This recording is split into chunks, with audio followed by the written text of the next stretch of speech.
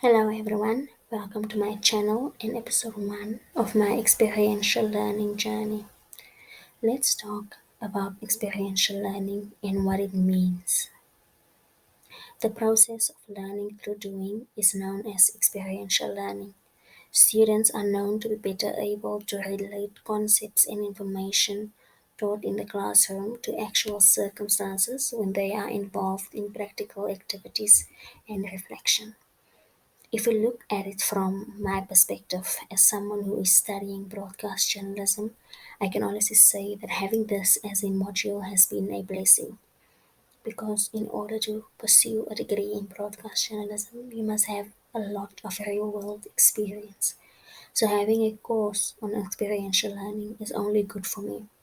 I've learned the focus and perspective I need to pursue internships and jobs after I graduate from this course and this degree.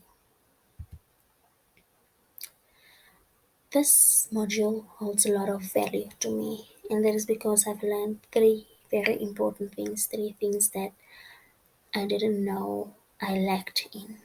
The first one is the interview basics.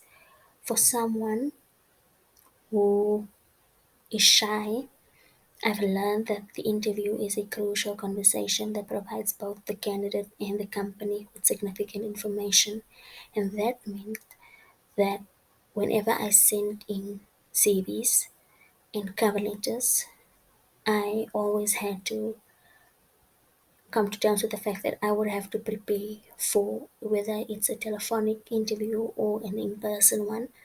I needed to get over my fear of public speaking or my shyness if I wanted to get the job.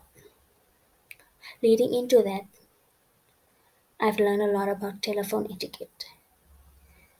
We all know that a first impression can be made in a matter of seconds. Therefore, it is crucial to provide a strong first impression at all times. And this taught me that whenever I answer a phone, whether I'm expecting a phone call or not, that I have to be professional and I have to be kind because I never know who's calling me. It could be that I am receiving a call to come in for an interview. So, another thing that I found very valuable in this module is how to manage conflict in a workplace. Coming from someone that does not like conflict, I tend to stay away from it. I've discovered that it is common, and even though it isn't always awful, it's still crucial to find a swift and quiet solution, mainly because when we work in a team, we work for a company. That means we need to be able to communicate, and if we have tension and conflict, the job won't get done. While students or recent graduates receive the chance to obtain experience in their profession, internship programs are a terrific method to draw in new talent. Companies may mold and nurture young, motivated individuals who can contribute fresh ideas and innovative methods through internship programs. Starting off at a reasonable wage, interns frequently process or progress to full-time employment.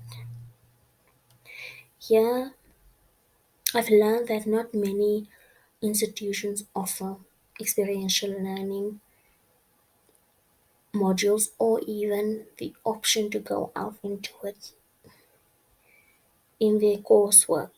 And so here is a few ways that I think they can integrate experiential learning into their institution. The first one is to hire an internship coordinator. One of the reasons internship programs lose effectiveness and fail is that there is no leader in charge with a clear vision.